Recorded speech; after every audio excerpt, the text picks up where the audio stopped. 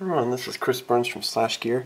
What we're looking at right now is the Samsung Galaxy Nexus. This is the first device on the market to be running Android 4.0 Ice Cream Sandwich right out of the box. Now this is the next in line after this Nexus S, which was Google's last Android device running a vanilla version of the software. Now this is meant to be the the device that is showing off the operating system. Therefore, it is going to be running about as slick as you're ever going to find it. And what I'm going to do here quick is just to show you a couple of features along with a general look at the device.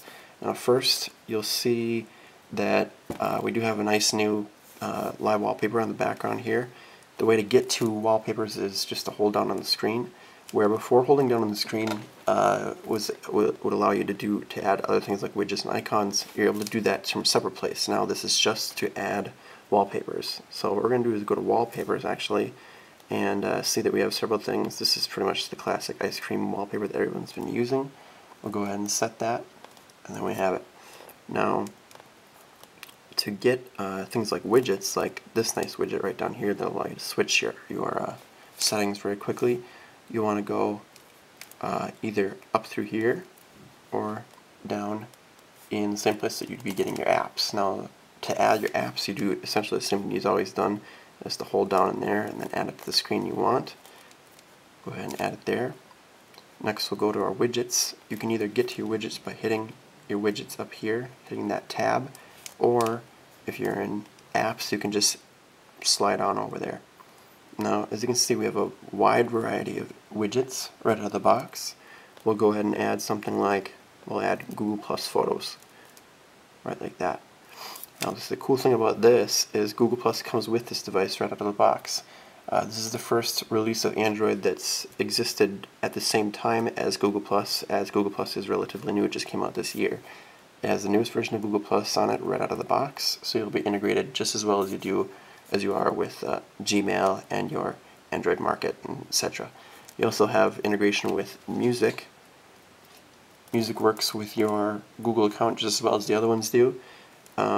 What we've got here is we've uploaded a bunch of music to our Google Music in a web browser from our home computer, and it automatically syncs with your device. It doesn't load it to the device, it has it still up in the cloud, but when you want to play a track you can do so. Sometimes it can go slow, but that's depending on your access speed. Now Fix Up is a track that I bought from a group called Black Star. I bought it from the Android Market, which means I own the track and it sits in the cloud the same way I would have a track that, for instance, the most popular place to buy music in the world has been for quite a while, iTunes. The iTunes store works in a very similar way, except here you have your music up in the cloud and there you have it down on your computer. You can also download it with this, but it makes more sense just to keep it up in the cloud. Now what you're seeing here is it loading with LTE to grab that track, and there it is. Nice level. Thank you, Mr. Jackson. Now that music is coming from not the front of the device, but back here. This is the speaker, and if you block it out, it will block like that. Now that's not unique to this device. That's sort of a complaint I have about quite a few mobile devices these days, where you'll have one little speaker hole here that'll, if you block it, it blocks out the entire thing. So if you're playing like a video game like this, you'll be blocking out the sound. Now, I go back out to the front here. One other thing I want to show you here is that the apps that you get with this device include many of these things I added here: Asphalt 6, Shadowgun, and Riptide GP. The rest of these are essentially what you get with the device. The only difference between this device and the International Edition, besides that it has LTE, is these two applications right here, My Verizon Mobile and Verizon Backup Assistant. These two apps are, you'll see them in a different video in this review as well. They're just, they're really basic things that go with Verizon, and they help you work with your account. That's it. So they're worth having. If we go back out to the front, I'll just show you out of the box here. We are running 4.0.2. This update came with the device right on release day, so that's what everyone will be running. And as you can see, this is the little deal that comes out if you click on that. It's sort of a fun little guy. If you hold down on it, little guys fly around. It's a little Easter egg for you. If I back out, go to the front, I'm just going to show you one more thing. The hardware itself. You have a power button on the right, along with these little metal bits. This is going to allow you to set it in your dock if you end up buying that particular dock. Here you have the volume knob up and down. On the bottom you have your micro USB, headphone jack, one of your mics, and then on the back is where your speakers hit. On the top back is where your other mic is, that teeny tiny hole right there. Then here's your 5 megapixel camera with single LED flash.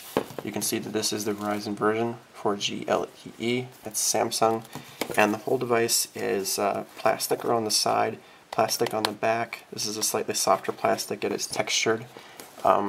It's nearly rubbery, but it's still soft plastic. The front has reinforced glass. This isn't Gorilla Glass, but it is reinforced, which means it'll be powerful. Won't break.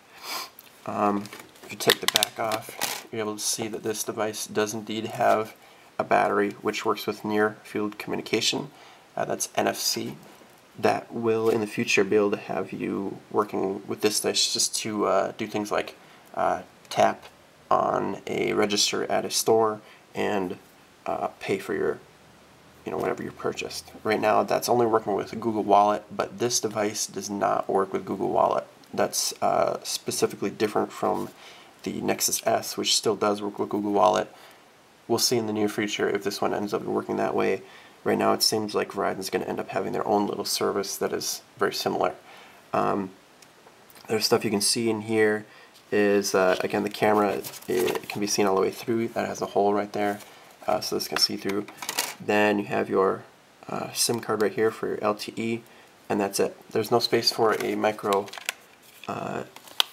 SD, unfortunately, but that was the same with the Nexus S anyway. There you have it. Very cool.